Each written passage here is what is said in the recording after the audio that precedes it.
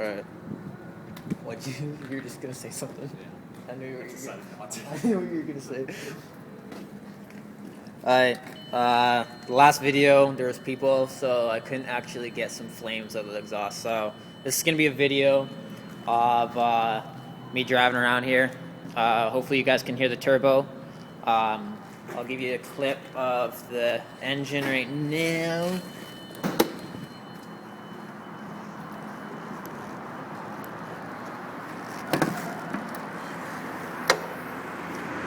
So this is the engine right now.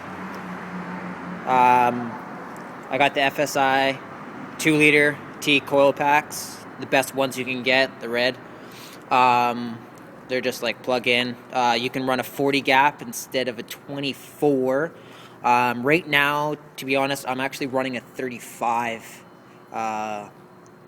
gap on it, 0.35, and it seems to be actually a lot better than at 40. At 40, my car was running a little rich. To be honest, I think it's the tune. I need an updated tune, which I'll have soon enough. I just got some like high heat silicone stuff. That's just for vacuum line.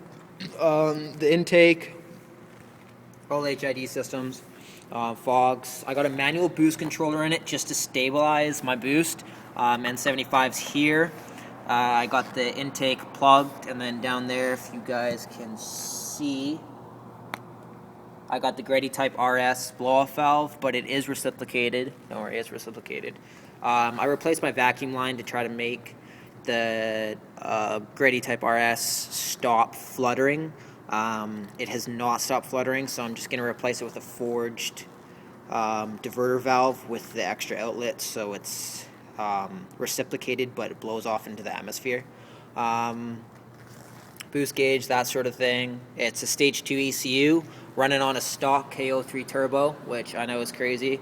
It's at 20 psi, 20 to 22 will be steady around 18 to 19 or so. Sometimes it does hit around at 16 or 17.